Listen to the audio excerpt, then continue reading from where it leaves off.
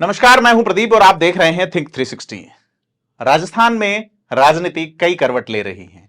वैशाख का महीना है। वैशाख के महीने में हवाएं ऐसी अजब गजब चलती हैं कि वातावरण में कई वर्तुल बनते हैं। राजस्थान की राजनीति में भी कई वर्तुल बन रहे हैं। तमाम तरह के मुद्दे हैं। इन मुद्दों में सचिन पायलट हैं, राजेंद्र सिंह गुढ़ा हैं, अशोक गहलोत हैं, रंधावा द्वारा ली जा रही फीडबैक की बैठक है, गजेंद्र सिंह शेखावत और संजीवनी का मुद्दा, हाईकोर्ट की टिप्पणी और बाबूलाल कटारा की गिरफ्तारी की बात। इन तमाम मुद्दों पर बात करने के लिए हमारे साथ वरिष्ठ साथी श्रीपाल सक्तावत जी हैं। तो सर, स्वागत है आपका। बात करते हैं सर, अभी कांग्रेस की एक बैठक चल रही है जिसमें रंधावा फीडबैक ले रहे हैं 1 to 1।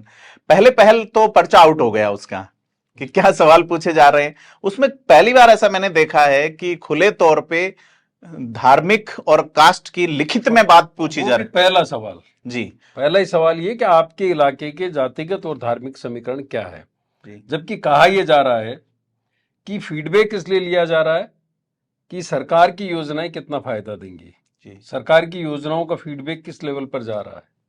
तो होना तो ये चाहिए था कि पूरा एक परफॉर्मा जो है वो इसी पे फोकस होता है कि हमारी ये योजनाएं हैं, इन पे पब्लिक क्या सोचती है, आपका क्या फीडबैक है, इसमें किस तरह से सुधार किया जाना चाहिए। ये वोट कन्वर्ट कर पाएगा या नहीं कर पाएगा। अगर जातिगत और धार्मिक समीकरणों पर या दूसरे फैक्टर्स पे ये सोच रहे हैं, थर्ड फोर्स को लेकर के सोच रहे हैं, तो आप एक चीज तो मान लीजिए कि जो 1 to 1 का फीडबैक ले रहे हैं, चाहे प्रभारी महासचिव रंधावा हों, चाहे डोटासरा हों जो पार्टी के प्रदेश अध्यक्ष हैं, गहलोत हों, सत्ता और संगठन का ये फीडबैक का सिस्टम है। उसमें उन्होंने ये तो मान लिया है कि जो कुछ घोषणाएं उन्होंने की इसमें बजट में जो जो गिमिक खेला गया, वो उनको खुद को अब लग रहा है कि ज्यादा असर नहीं दिखाने वाला। हालांकि उसमें जिले का भी सवाल है, योजनाओं को लेकर के भी पूछा गया, लेकिन जो फोकस है वो दूसरे फैक्टर्स पे है जी। उससे ये लगता है कि जो फीडबैक सरकार के पास में आया है, चाहे इंटेलिजेंस इनपुट हो, चाहे कुछ एजेंसीज को भी हायर करने की बात कही जा रही है, वो फीडबैक सरकार को कहीं ना कहीं निराश कर रहा है। इसलिए अब वो कास्ट फैक्टर देखना चाह रहे हैं, कम्युनल फैक्टर देखना चाह रहे हैं, और साथ में ये देखना चाह रहे हैं थर्ड फोर्स की क्या स्थिति वहां पर है, किस तरह से चुनाव जीता जा सकता है। सर, ऐसा पहली बार देखने में आया है कि लिखित में कोई पार्टी धर्म और जाति की बात चुनाव के लिए कर रही है। चुनाव जाति और धर्म के बेस पे लड़ा जाता रहा है 84 से। ये ओपन फैक्ट है, ये ओपन सीक्रेट है, ओपन सीक्रेट है। ये सीक्रेट पेपर लीक के लिए राजस्थान फेमस है। यहाँ कांग्रेस का फिर पेपर लीक, इस बार इनका भी पेपर लीक हो गया और बीजेपी उसके मजे ले रही है। इस बार इनका तो पूरा इनका बजट में भी हुआ था पेपर लीक। ये जो इनका 1 to 1 फीडबैक का सिस्टम है जी, उसका भी पर्चा लीक हो गया और विपक्ष उसको लेकर के मजे ले रहा है जी। और उसमें सवाल ये खड़े हो रहे हैं कि आप किस तरह से वोटर्स का आकलन करना चाह रहे हैं, जबकि राजनीति में जितने भी दल हैं वो करते वो ही हैं जी, लेकिन इस तरह से खुले तौर पर नहीं करते जिस तरह से ये करते हैं। और आप इस चीज को और अलग तरीके से देखिए कि अगर इनके पर्चे लीक हो रहे हैं जी, तो आप समझ लीजिए कि इनके एमएलएज भी कितना सहज है इनके साथ में, वो भी कोई न कोई रास्ता तलाश रहे हैं कि किस तरह से अब दूसरे दलों के साथ। सर, हरीश मीणा और मैं 2 एमएलएज का जिक्र करना चाहूंगा, राकेश पारिक और हरीश मीणा, माने सर पार्ट 2 अपन कह सकते हैं। तो इनके बयानों को आप कैसे देखते हैं इस संदर्भ में कि फीडबैक के दौरान उन्होंने जो कहा उसको लेके क्या राजनीतिक असर होने वाला है? देखिए, बड़ा ह्यूमिलेटिंग सिचुएशन होती है जी। वो चूक गए, उनसे ये तो कहते हैं पार्टी के प्रदेश अध्यक्ष, जिनकी जिम्मेदारी है कि आपको बांध करके रखना पार्टी को जी, इस तरह की आप कोई बात नहीं करेंगे जी। उससे अगर सीधे तौर पर कहें तो एक राजनीतिक ओछापन भी है कि आपके कोई साथी आ रहे हैं जिनके आप लीडर हैं, अध्यक्ष हैं पार्टी के, आप उनको इस तरह से इंट्रोड्यूस कर रहे हैं कि ये है मानेसर वाले एमएलए जी जी। तो आप ये देखिए कि बड़ी मुश्किल से कांग्रेस ने हाईकमान ने, कांग्रेस का हाईकमान और खासतौर पर गांधी परिवार ने मानेसर के उस वक्त इनको वापस जोड़ करके रखा, पार्टी को मजबूत करने की कवायद की। लेकिन इससे ये लगता है कि जो कोशिश गांधी परिवार कर रहा है या ऊपर जो बैठे हुए नेता कर रहे हैं, उससे नीचे की जो कांग्रेस है, स्टेट की कांग्रेस है या सरकार है, वो कतई खुश नहीं है। वो नहीं चाहती कि ये लोग रहें, इसीलिए एक ह्यूमिलेटिंग एटमॉस्फेयर 1 to 1 फीडबैक के दौरान बनाया जा रहा है ताकि उनको ह्यूमिलेट किया जा सके, वो जलालत हो उनकी, और वो कुछ इस तरह का रिएक्शन दे जिससे कांग्रेस को और दिक्कत हो। उन्होंने ये कहा, उसके बाद में हरीश मीणा ने कहा कि अगर आपका यही तरीका है तो आप ये सोच लीजिए कि सत्ता में आना तो दूर, आप कहीं रेस में नजर नहीं आएंगे जी। ये जो जवाब है ये अपने आप में, हालांकि अगर हरीश मीणा यही सवाल आप वो कर लेते कि साहब ये वो अध्यक्ष है या ये वो मुख्यमंत्री है जिनके रहते हुए पैरेलल एक सीएलपी की मीटिंग हुई, सीएलपी की मीटिंग हुई पार्टी हाईकमान को ठेंगा दिखाते हुए, लेकिन कहीं न कहीं हो सकता है लिहाज रहा होगा या वो भूल गए होंगे। लेकिन जिस तरह की स्थितियों में 1-to-1 फीडबैक ली जा रही है, फेस टू फेस बातचीत हो रही है, वो उस वक्त हो रही है जब पायलट एक बार फिर आक्रामक तेवर में है, वो धुआं निकालने की बात कर रहे हैं जी। और जब वो धुआं निकालने की बात कर रहे हैं तब ये कोशिश कर रहे हैं कि नहीं हम सब कुछ सामान्य है, कूल है, हम फीडबैक ले रहे हैं, सरकार को रिपीट करेंगे और एक कॉन्फिडेंस दिखाने की ये कोशिश इसमें हो रही है। सर, हरीश मीणा जो उसी जिले से विधायक हैं जहां से सचिन पायलट हैं, वो पहले डीजीपी रह चुके हैं राजस्थान में, जो सर्वोच्च पद है पुलिस विभाग का। उनको अपनी मांग के लिए पुलिस के खिलाफ ही धरना करना पड़ता है एज एन एमएलए। तो ह्यूमिलिएशन वाली बात जो आप कह रहे हो वो लागू होती है कि आज से ही नहीं, जब से मानेसर कांड हुआ है उसके बाद से पायलट गुट के एमएलए के साथ ह्यूमिलिएशन होता रहा है, और डोटासरा ने भी यही समझा कि ये कैसा फीडबैक देंगे, तो जो ठंडे छींटे डाले जा रहे हैं उससे बहुत ज्यादा गर्म भाप उठ रही है कांग्रेस में, और रंधावा को उसमें इंटरवीन करना पड़ा। हालांकि रंधावा को लेकर के भी अब सवाल खड़े हो रहे हैं। रंधावा को लेकर के एक रिपोर्ट आई कि वो उन्हीं लोगों के फ्लैट में रह रहे हैं, फ्लैट में रह रहे हैं जो उस पैरेलल मीटिंग करने में जिनकी बड़ी सर राष्ट्रदूत में एक खबर छपी है, उसमें ये कहा है कि इस मामले में ये अदावत थी, ये सबको पता है सबको पता है, लेकिन रंधावा एक्सपोज हो गए हैं कि पार्टी को वो यह समझाने में असफल रहे हैं कि सचिन पायलट का वसुंधरा राजे सरकार के खिलाफ आरोप लगाना कांग्रेस की खिलाफत कैसे हो गया। तो और कल उनका जो बयान था कि कमलनाथ का लेटर कहां है, तो वो उनकी खींच को बताता है। उससे ये लग रहा है कि कांग्रेस हाईकमान ने कहीं ना कहीं उनकी भी क्लास ली होगी, क्योंकि जिस तरह से वो उस पर स्टैंड ले रहे थे, जिस तरह से वो टीका टिप्पणी कर रहे थे, अचानक उनको चुप होना पड़ा। एक स्टेज ऐसी थी जिसमें लग रहा था कि इस धरने के बाद में हो सकता है अनशन जो किया भ्रष्टाचार के मुद्दे पर, पिछली सरकार के भ्रष्टाचार के मुद्दे पर, उस दिन यह लग रहा था, गहलोत खेमे को पूरी उम्मीद थी कि 2 बजे के आसपास जो प्रेस कॉन्फ्रेंस होगी थी एआईसीसी की, उसमें कोई बड़ा फैसला हो सकता है या उनको नोटिस दिया जा सकता है। वो नहीं हुआ। शाम को एक बयान रंधावा का आया, लेकिन उसके बाद में रंधावा को बिल्कुल एक तरह से किनारे होना पड़ा उस पूरे प्रोसेस में। कमलनाथ को इंटरवीन करना पड़ा, दूसरे लीडर्स उसमें एक्टिवेट हुए, खासतौर पर जो दूसरे राज्यों के लोग हैं जिनको लगता है कि पायलट एक एसेट है और पायलट का प्रभाव सिर्फ राजस्थान तक नहीं है, राजस्थान के बाहर भी वो अपना प्रभाव रखते हैं। साउथ इंडिया की लोबी खासतौर पर है। बिल्कुल। और कहा यह भी जा रहा है कि कर्नाटक चुनाव तक एक बार ये चुप्पी साधने की बात हुई है। कर्नाटक चुनाव के बाद में एक बार फिर नए तरीके से होगा, लगातार हो रहा है। हालांकि सीधे तौर पर देखें तो आयोजन था एक शहीद की मूर्ति के अनावरण का। वहां पर पायलट का ये कहना कि जब वो धुआं निकालते हैं, जब वो बोलते हैं, किसी के खिलाफ खड़े होते हैं तो धुआं निकाल देते हैं जी। उसी बैठक में राजेंद्र गुड़ा जी, बिल्कुल, राजेंद्र गुड़ा ये कहते हैं कि किसी में हिम्मत हो, माँ का दूध पिया है तो वो पायलट के खिलाफ कार्रवाई करे। किसी में नहीं, उन्होंने आला कमान के लिए कहा गया, आला कमान अगर ये किया है तो हम छठी का दूध याद दिला देंगे। तो राजेंद्र गुड़ा राजस्थान की राजनीति के मौसम वैज्ञानिक कहे जाते हैं। भारतीय राजनीति में मौसम वैज्ञानिक कहे जाते थे रामविलास पासवान, उनकी पार्टी से ही टिकट लाके उनके भाई पहली बार 2003 में एमएलए बने थे। तो क्या राजेंद्र गुड़ा के सामने पिक्चर क्लियर है कि फॉर्च्यूनर वाला जो बयान है उन्होंने कहा फॉर्च्यूनर से भी छोटी गाड़ी लानी पड़ सकती। कल के जो स्पीच है उसमें उन्होंने कहा कि पहले फॉर्च्यूनर की मैं बात कर रहा था, अब फॉर्च्यूनर से भी छोटी गाड़ी लानी पड़ सकती है एमएलएज को लाने के लिए, यानी कांग्रेस के एमएलएज को। जो असेसमेंट किया जा रहा है अभी जो मौजूदा स्थिति है उसमें कई तरह के आकलन हैं कि पायलट क्या कांग्रेस में बने रहेंगे। ये भी कहा जा रहा है कि कांग्रेस में उनको यहीं पर कोई बड़ी जिम्मेदारी दी जा सकती है। इस तरह के आकलन है।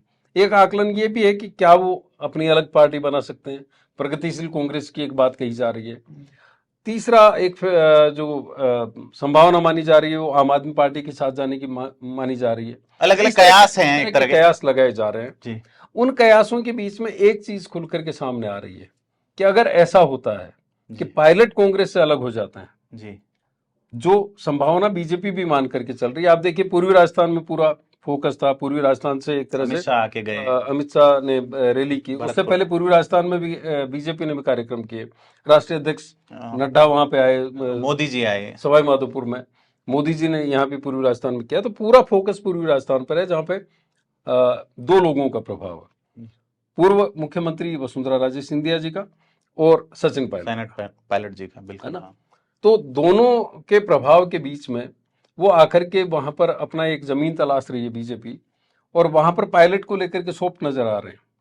इसका मतलब उनको एहसास है कि पायलट एक बड़ी जमीन पर खड़े हैं जी, और वहां उन्होंने कहा भी कि जनाधार उनके पास है, लेकिन पैसा नहीं है जिससे वो आलाकमान को खुश कर सके।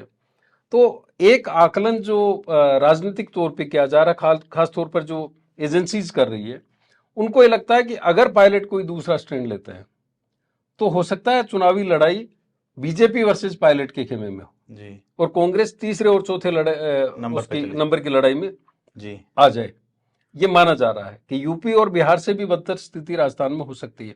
गहलोत के साथ दिक्कत क्या है कि गहलोत बड़े वोट बैंकों को खिलाफ करके वो राजनीति करते रहे, क्योंकि जाट समुदाय को ये लगता है कि उन्होंने परशुराम मदेरणा की राजनीतिक खत्म की, मिर्धाज की खत्म की, सीसराम ओला की खत्म की।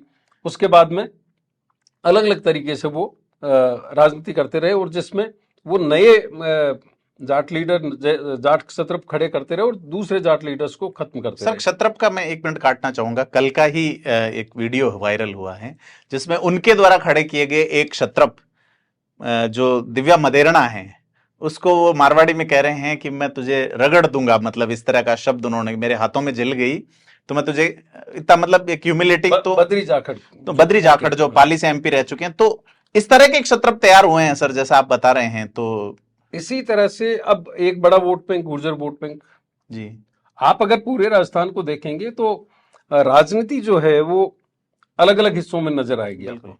जो पूरा रेतीला भूभाग है वहां पर जाट, विश्नोई, सबसे बड़ा वोट बैंक तो एससी है जी, जाट, विश्नोई, राजपूत जी, है ना, और इस तरह की जातियां जी, जी। इसी तरह से अगर आप अरावली वाले क्षेत्र की तरफ चले जाते हैं जी, जो नेशनल हाईवे है जयपुर से दिल्ली से उदयपुर का, जी, उसके दूसरे हिस्से की तरफ चले जाएं तो वहां पर आपको गुर्जर मिलेंगे, मीणा मिलेंगे, धाकड़ मिलेंगे, राजपूत मिलेंगे, है ना। कुछ हिस्सों में भरतपुर वाले बेल्ट में आपको जाट मिलेंगे, अलवर वाले में जाट मिलेंगे, यादव मिलेंगे।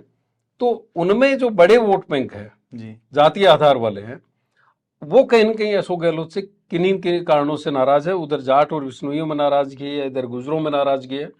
ऐसे में कांग्रेस किस तरह से चीजों को सहेज करके चलेगी, ये अपने आप में बड़ी बात है। और इसीलिए जो आकलन किया जा रहा है राजनीति के जानकारों के स्तर पर और इंटेलिजेंस एजेंसीज के स्तर पर, उसमें ये माना जा रहा है कि अगर चुनाव उन स्थितियों में होता है तो एक तो वो त्रिकोणीय नहीं होगा, चतुष्कोणीय हो सकता है, क्योंकि आप हनुमान बेनीवाल को बिल्कुल दरकिनार नहीं कर सकते, वो उनकी अपनी प्रेजेंस होगी। उस स्थिति में वो मान करके चल रहे हैं कि चुनाव बीजेपी वर्सेस पायलट हो सकता है और तीसरे चौथे नंबर की लड़ाई में हो सकता है कांग्रेस चली जाए।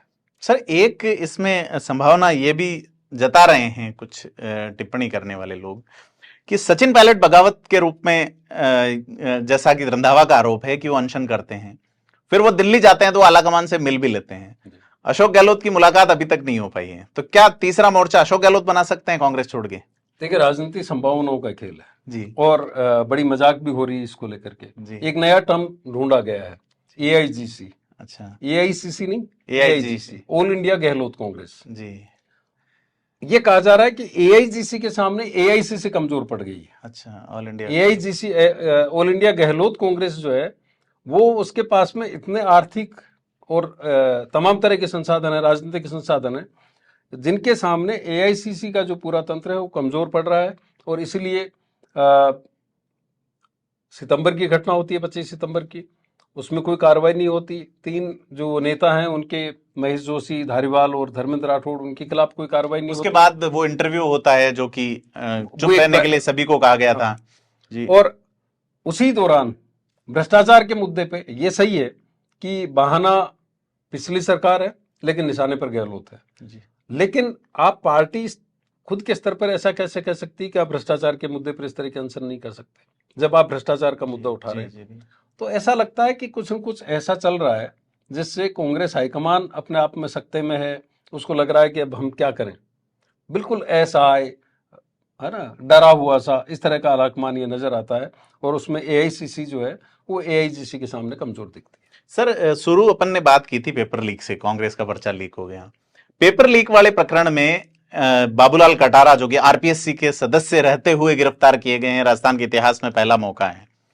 तो अब क्या होगा इस मामले में? अब बाबूलाल कटारा के गिरफ्तार होने के पीछे क्या कोई पॉलिटिक्स है कि वो एक ऐसे व्यक्ति हैं जो सबसे कमजोर हैं, देखा जाए जो अभी 5-4 मेंबर हैं उनमें से? शेर सिंह मीणा जो पकड़े गए इसमें पेपर लीक मामले में, उनके तार बाबूलाल कटारा से जुड़े हुए पाए गए। लेकिन ये फेल्योर सिर्फ उस लेवल का नहीं हो सकता, एक मेंबर अकेला नहीं कर सकता। इसका मतलब आरपीएससी में आपका एक ऐसा तंत्र डेवलप हो गया है जिसमें वो एक कमजोर टूल था, कमजोर कड़ी थी, जिसको आपने पकड़ लिया। ये बात एक और मेंबर पे आई थी, आरपीएससी के मेंबर पर, जब इस तरह की कहानियां थी कि इंटरव्यू में नंबर देने को लेकर के लेन देन हो रहा है, बाकायदा एंटी करप्शन ने उस पर कार्रवाई की। लेकिन उसी वक्त अगर एक्टिवेट हो जाते, प्रॉपर तरीके से कार्रवाई होती, तो शायद इतनी बात नहीं बढ़ती। और जो आरोप किरोड़लाल मीणा लगा रहे थे, जो आरोप सचिन पायलट लगा रहे थे कि आप छोटे स्तर पे कार्रवाई मत करिए, बड़े स्तर पे करिए, ऐसा लगता है कि ये एक आरपीएससी में शुद्धिकरण की शुरुआत है। और इसमें अगर किसी तरह से मैनेजमेंट नहीं हुआ, किसी तरह से चीजों को दबाने की कोशिश नहीं हुई, तो हो सकता बड़ा खुलासा हो। सर, इसमें ये बात आ रही है, दैनिक भास्कर की एक खबर में पढ़ रहा था कि जो व्यक्ति शेर सिंह जो है, उसे पहले पता चल गया कि बाबूलाल कटारा की आरपीएससी मेंबर के तौर पे ज्वाइनिंग होने वाली है। गवर्नर के ऑर्डर से पहले उसे पता था, और वो जब वहां एज ए ज्वाइंट डायरेक्टर कार्यरत थे तभी उनसे उसने संपर्क कर लिया था, और तब से ये खेल चल रहा है 2020 से। तो इसे कैसे देखते हैं कि गवर्नर को जब पता चलता है, जब वो साइन करता है, और पेपर लीक करने वालों को पहले पता चल रहा है, तो चल क्या रहा है राजस्थान में सर? इससे तो यही लग रहा है कि वो जो एक कहावत है ना, डाल डाल और पात पात वाली कहानी, कि आप एक मैकेनिज्म डेवलप करते हैं जी, उससे पहले जो आपराधिक किस्म के लोग हैं, जो इस तरह के अपराध करते हैं, वो उससे भी आगे चल रहे हैं। आप ये देखिए कि आज तो कहा जा रहा है कि अब नेस्त नाबूद कर देंगे जी, लेकिन जो हालात बने राजस्थान में लॉ एंड ऑर्डर के, उत्तर प्रदेश का अपराधी, पंजाब का अपराधी, हरियाणा का अपराधी, अगर सबसे ज्यादा सुरक्षित समझ रहा तो वो कौन सा स्टेट है? राजस्थान। हर सप्ताह या कुछ दिन में अजमेर में कोई न कोई एजेंसी आकर के जांच करके जाती है जी। आप ये देखिए कि एमएलएज को धमकी मिल रही है, कांग्रेस के एमएलएज को धमकी मिल रही है जी। और उस वक्त सिर्फ ये कह देना कि नेस्तनाबूद कर देंगे, ये हालांकि इस दौरान डीजीपी के स्तर पर, एडीजी लॉ एंड ऑर्डर के स्तर पर, एडीजी सीआईडी सीबी दिनेश हेमन के स्तर पर एक बड़ी कार्रवाई की जा रही है। जगह जगह इस तरह के अपराधियों की धरपकड़ हो रही है, 1,000 अपराधियों को दर दबोचा जा रहा है और उनके खिलाफ कार्रवाई हो रही है। लेकिन मैसेज जो जाना चाहिए सरकार के स्तर पे, एक गृह मंत्री मजबूत होने के स्तर पे, कि गृह मंत्री यहाँ पे मजबूत है, और गृह मंत्री भी एक ऐसा जो मुख्यमंत्री भी है जी। तो जो डर पैदा होना चाहिए था वो राजधानी में नजर नहीं आता। जी क्लब में आकर के वो बाकायदा थ्रेट करते हैं, पूरा ऑपरेशनल सिस्टम बन गया है जिसमें जगह जगह धमकी दी जा रही है, एमएलएज को धमकी दी जा रही है, और उस वक्त सिर्फ हम बयानों तक सीमित हैं। हालांकि इस बयान से एक उम्मीद तो बनती है कि उत्तर प्रदेश की कार्रवाइयों को देख करके अब जोश उधर भी आ रहा है, हमारी सरकार को भी। बुलडोजर भी चलवाया था, तो हो सकता है वो कनक में ये जो बाबूलाल कटारा है इनके यहाँ भी बुलडोजर चल जाए। होना तो यही चाहिए जी। जब आप एक मामले में इस तरह से चला रहे हैं जी, किसी के, जबकि वो किराएदार था जी, मकान मालिक के उस पर चला दिया जेडीए ने, तो सोचने की बात है कि कटारा पे क्या कार्रवाई होगी। सर, कटारा का सस्पेंशन को लेके बात आएगी, या उनके अगर वो इस्तीफा नहीं देते हैं तो फिर इसमें राष्ट्रपति को इंटरवीन करना पड़ेगा, क्योंकि राज्यपाल नियुक्ति तो कर सकता है, उन्हें हटाने का अधिकार नहीं है शायद। तो वहां चूंकि कई सारी कॉन्फ्लिक्ट सामने आ सकते हैं। ये मामला कोई सहज मामला नहीं। कटारा जो है उस बेल्ट को रिप्रेजेंट करते हैं जी, जो कांग्रेस का अपना एक बड़ा बेस रही है जी, और वहां पर हो सकता है ये मुद्दा कोई और रूप भी ले ले राजनीतिक रूप से। तो अब आने वाले वक्त में देखने की जरूरत होगी। लेकिन इससे एक बात तो स्पष्ट हो गई कि आरपीएससी का जो सिस्टम है, आरपीएससी में इतने बड़े स्तर पर सेंधमारी हो चुकी है कि जो एग्जाम दे रहा है सीरियसली जी वो ठगावा महसूस कर रहा है, और पैसे देने वाले अपने अंदाज में सेलेक्ट होकर के चले जा रहे हैं। तो इस पे सर अपन जैसे शुरुआत पेपर लीक पे, और अभी पेपर लीक जो है वो एक बड़ा एक स्कैम है जिसमें विधानसभा में कुछ आईएएस के नाम आए थे और भी कई लोगों के नामजद, इवन जयपुर कलेक्टर का जिक्र हुआ तत्कालीन जो थे, तो उनके खिलाफ कार्रवाइयां क्या फ्यूचर में हमें देखने को मिल सकती है, जिस तरह से अशोक गहलोत मतलब वो? मुझे नहीं लगता जी। हाथी के दांत खाने के अलग होते हैं, दिखाने के अलग होते हैं जी। अगर कार्रवाई होती तो उसी वक्त हो जाती, पर योगी, क्योंकि आपकी सिक्योरिटी से जी, आपके पास में सारा कंट्रोल है, आपके पास लॉक एंड की में पेपर पड़े हुए हैं, और उस वक्त अगर चोरी हो रहे हैं, निकल रहे हैं, आप उनकी बात क्यों कर रहे हैं? एक कोचिंग सेंटर पर सवाल खड़े हुए, उसके खिलाफ भी सीकर का एक कोचिंग सेंटर, उसको लेकर के विधानसभा में बात आई। जी। तो कार्रवाइयां अगर प्रॉपर तरीके से होती तो न किरोड़लाल मीणा को इतने लंबे आंदोलन करने पड़ते, न बीजेपी को बड़े आंदोलन करने पड़ते, और न ही इतने बड़े स्तर पर पेपर लीक होते। फिर भी एक उम्मीद कर सकते हैं कि सरकार शायद देर से आए। सर, सरकार को लेके कल गजेंद्र सिंह शेखावत का एक बयान है, 4.5 साल के जो है गजेंद्र सिंह शेखावत और अशोक गहलोत की अदावत जो है वो एक क्रिमिनल केस से व्यक्तिगत स्तर पर, तू मैं के स्तर पर जो अशोक गहलोत की ओर से जो भाषा है केंद्रीय मंत्री के लिए, वो वैसी भाषा अशोक गहलोत की पहले कभी देखी नहीं गई। इवन ऐसा माना जा रहा है कि अब जो उन एसओजी के ऑफिसर्स को साफ कहा गया है कि एफआईआर में गजेंद्र सिंह शेखावत को किसी भी तरह लाया जाए। और इसमें एक और पहलू मैं बताना चाहूंगा, हाईकोर्ट ने राजस्थान सरकार को फटकार लगाई है कि सरकार पहले कहती है गजेंद्र सिंह शेखावत आरोपी नहीं है, अब उन्होंने जैसे ही प्रार्थना पत्र पेश किया कि वो हमारा जवाब गलत था, तो जो जस्टिस न्यायमूर्ति ने, इससे अंदाज लगाइए कि एक मुख्यमंत्री जिस केंद्रीय मंत्री को निपटाना चाहता है उसके खिलाफ भी अगर अदालत में वो प्रॉपर तरीके से नहीं जा पा रहे हैं तो फिर ये नकल वकल वालों के खिलाफ किस तरह से कार्रवाई होगी। और दूसरी बात जो मैंने कुछ वकीलों से बात की, जो कानून के जानकारों से बात की, उनका कहना है कि ये केस अब अगले कुछ दिनों में, क्योंकि अब चूंकि आरोपी बनाया गया है एफआईआर में, तो एफआईआर क्वेश करने के लिए अगर चले जाते हैं गजेंद्र सिंह शेखावत, उनका वकील, तो ये एफआईआर टिकेगी नहीं, क्योंकि इतना फैब्रिकेशन किया गया है जी, या उसको किसी भी तरह से अटकाने की कोशिश की गई है, क्योंकि लीडर चाहता है, नेता चाहता है। इसलिए जब राजा चाहे तो उनके जो कामदार होते हैं उनको करना पड़ता है।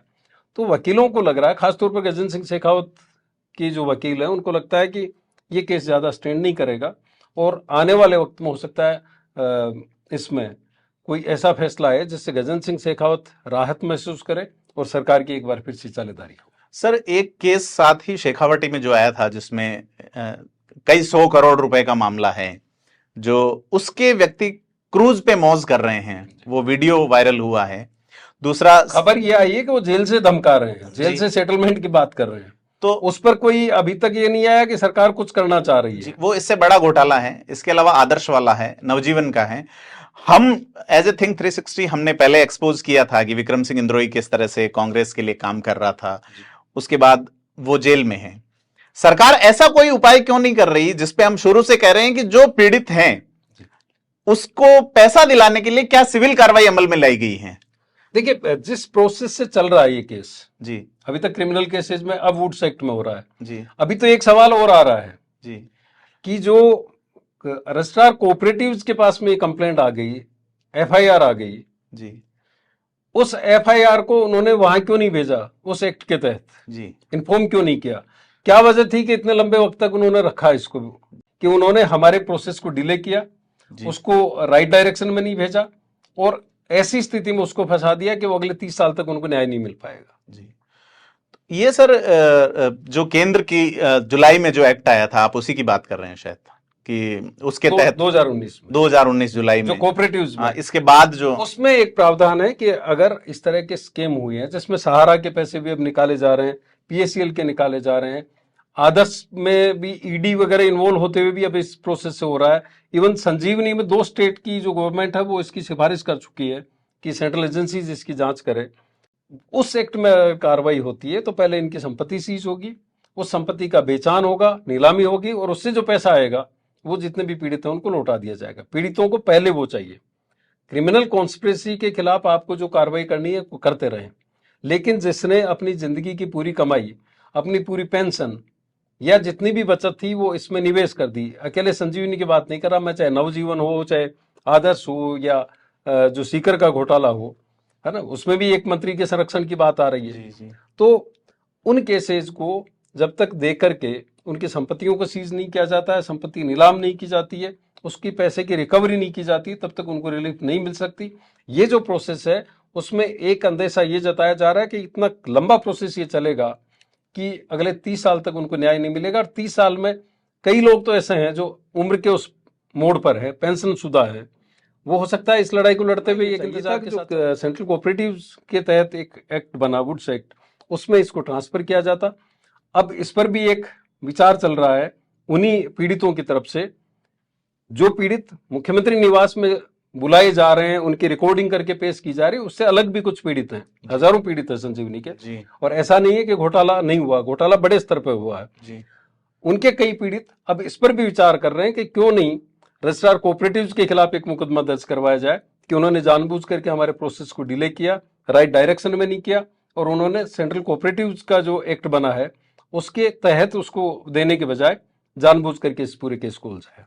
सर, इस केस में जिस तरह से हाई कोर्ट में घटिया पैरवी के चलते दिल्ली जयपुर ब्लास्ट के आरोपी बरी हो गए, तो कहीं ऐसा नहीं है कि पूरा केस ही खत्म हो जाए आगे जाके? पैरवी की जो स्थिति है कि पहले वकील कहते हैं कि किस एक्ट में कार्रवाई होनी चाहिए थे, जो प्रोसेस जिस तरह से चल रहा है उसमें कई झोल ऐसे हैं जो उसका अल्टीमेटली तो बेनिफिट कौन लेता है? जी। जो अपराध करता है वो। जी। जी। जिसको न्याय चाहिए उसको न्याय मिलने में दिक्कत आती है, देरी होती है, उसको न्याय मिल भी नहीं पाता इस तरह के प्रोसेस से।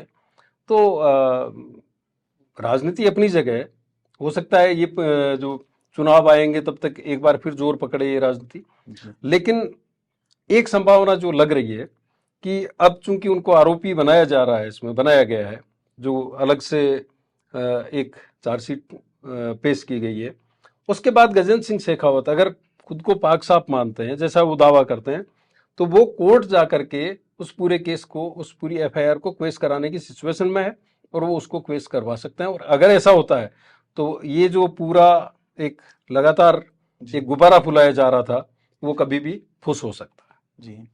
तो ये राजस्थान के खास और महत्वपूर्ण मुद्दों पे हमने आज बात की हमारे खास कार्यक्रम धारा प्रवाह में। आपसे गुजारिश है कि राजस्थान की राजनीति से जुड़े हुए खास विश्लेषण धारा प्रवाह के लिए सब्सक्राइब करें थिंक 360 को और बेल आइकन को प्रेस करें। धन्यवाद।